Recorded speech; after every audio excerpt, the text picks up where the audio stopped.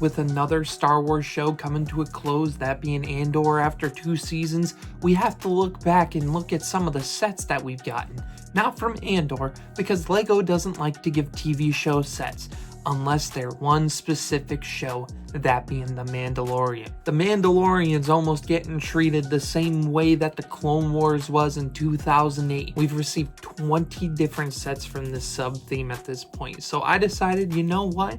Top 20? That sounds good. Let's go over and rank every single Mandalorian set we've gotten so far. In this list, I'll be excluding special magazine polybags of just figures because that doesn't really seem right when you're comparing them to full sets. And then I also won't be counting mini builds because they'd just be at the bottom of the list. That's boring. With that being said, let's get into the list, but don't forget to subscribe, like, and do all that stuff. At the bottom of the list, to no one's surprise, it is the N1 Starfighter, but not the regular version, it's the 4+ version.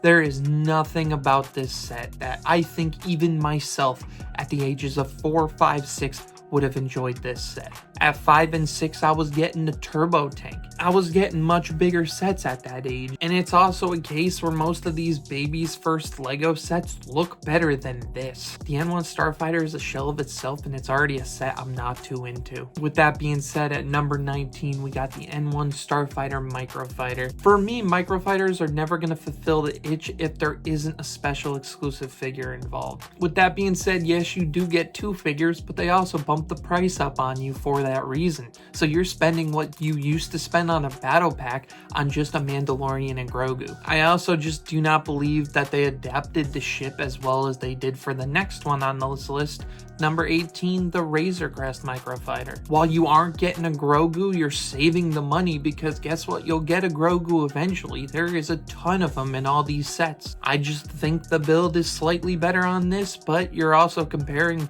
2 3 out of 10s to 3 out of 10s. They're not good sets either way you look at both of them. And at number 17, we get our first basically regular set with the Trouble on Tatooine. I enjoyed this set when it first came out because this was the first time you got the Beskar armor Mandalorian. But as time goes on, there is nothing special about this set other than the little bag that Baby Yoda's sitting in. The little bow and the little camp are just not good, and even for me who has a Tatooine mod, I'm making my own Tusken huts. I'm not using the ugly looking one we got from this set. And at number 16, we got the Pirate Snub Fighter. I like the idea of this set, but I did not like the price that they released it at. It was way too expensive for the fact you only got 2 figures that aren't even really named figures and are in like one scene of the show. I will always be down for LEGO releasing different ships that we've never seen before that are just cool. We've gotten a bunch of them in the past, and it's just nice to go back to an era where everything just isn't a TIE Fighter X-Wing.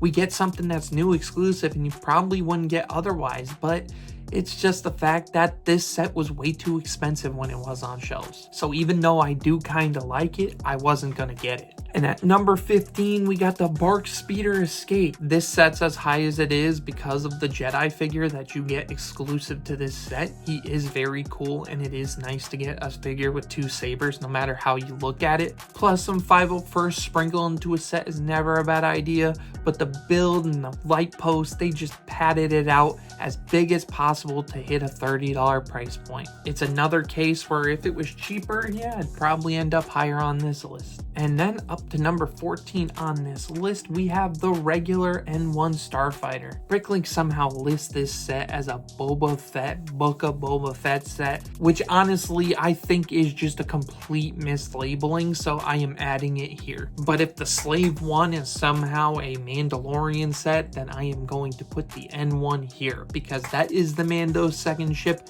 and it is a huge downgrade from the Razor Crest. With that being said, this set is alright. You do get 2 exclusive figures, a new recoloring of the BD droid, but the ship is also gigantic. Normally it's very nice to get sets like this that are very huge, very minifig scale, but for this set, I think it just takes up too much of a floor space, but in turn that set got taken apart very quick when I decided to rearrange my shelves. And at number 13, what we were speaking of, the Boba Fett Slave 1. This is only up higher because the Slave 1 is actually a good ship, but this version of Slave 1 just isn't that great. Yes, it's cool the ladder can be used as a stand.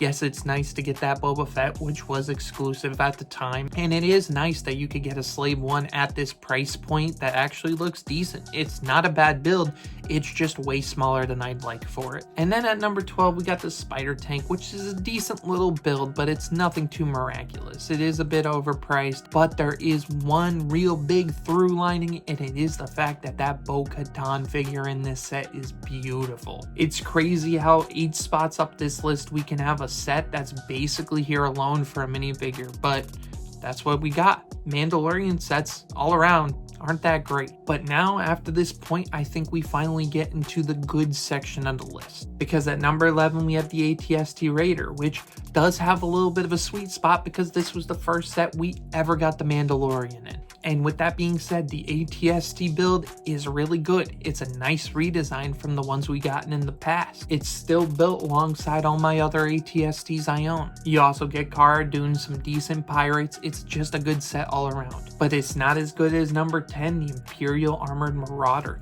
You get a beautiful yellow stormtrooper. You get a troop transport that you see all the time in the series. You see it all the time in the different Rebellion Empire era series. It's a ship we needed, and I'm glad we finally got it. It looks good. You get multiple stormtroopers, new Greef Karga, nothing to complain about here. And then at number 9 we got Ambush on Mandalore Battle Pack, and honestly, if you had all the battle packs at the top of the list, I don't blame you.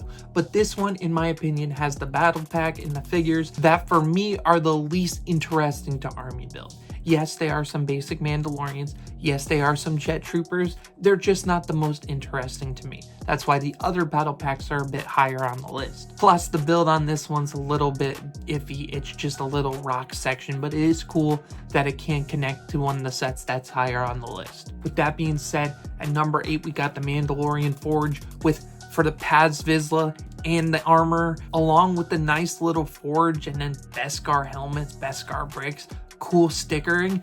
It is a really solid set for the little price point that it had. This is a set that gained in value tremendously after it retired because it's that good. But a set that's that good is only at number 8, because at number 7 we have the Razor Crest. The Razor Crest is the main ship you see in all of the sets, and it also had a huge interior to play around with. A decent minifig selection, and at the time, the first way to get Baby Yoda. This set was honestly a no-brainer for the upper echelon of this list. But at number 6, we got the Imperial Light Cruiser, another $160 beast of a ship. You get Moff Gideon, Dark Troopers at the time, which were original and exclusive to this set, and a Light Cruiser.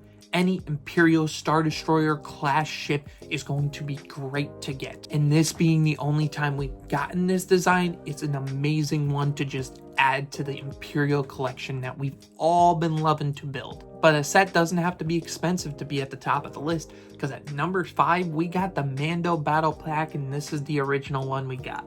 I think this one is so cool because they based the figures off of concept art, and then those exact Mandalorians showed up in the show later. So you got a bunch of characters that you ended up liking. But then it kind of became a case of, oh, this isn't army buildable. But either way you look at it, I don't mind, because the speeder you got with this set is pretty dang good. It's a battle pack with a good build involved. So I'll take that any day of the week. And then at number 4, we got one of the newest ones we've gotten, and that's Paz Vizsla versus Moff Gideon Battle. And this recreates probably the best scene from Mandalorian Season 3. Mind you, that season doesn't really have a bunch of good things to go off of, but this is one of them. You get Paz Vizsla again, you get guards, you get a Moff Gideon with his helmet. Oh, it's just such a great figure. The only thing that could make this set better is if you got him a cape, but without the cape, it does hold it down, but not too far. It's still number 4. But at number 3, we got Dark Trooper Attack, which honestly, if you don't think that the Luke Skywalker attack scene is the best scene in The Mandalorian, I don't know what to tell you. When he pulls up there, the goosebumps everybody got, and the fact they were able to get the hallway showdown as a set, you get a bunch of Dark Troopers, you get Luke Skywalker, Jedi Master Luke Skywalker, nothing to complain about here.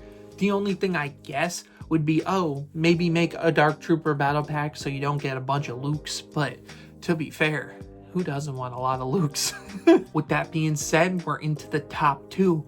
And number 2, the Fang Fighter and the TIE Interceptor.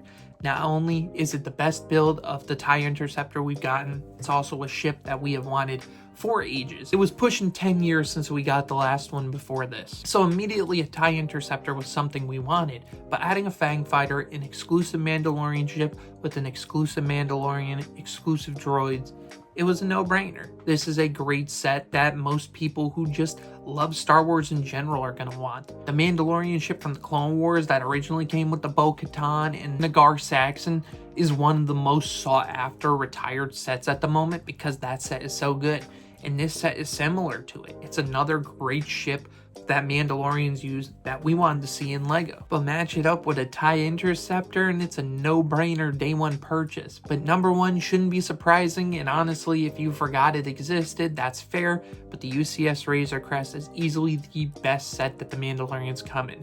2 exclusive figures that are also iconic to the show. The only thing I gotta say at this point is that this is the way. This set is a beast. I haven't bought it myself because I don't got the place to display it, but believe me, there's been times recently I've been tempted to buy it just to keep it to the side, because this is a set I'll definitely regret not buying if it retires. And then on top of that, there's an exclusive perfect Mandalorian figure. Yeah, no-brainer number 1. But how would you rank the LEGO Mandalorian sets? We have gotten a lot of them, so you don't gotta rank them all. Give me a top 5, give me a bottom 5, and with that, I'm out.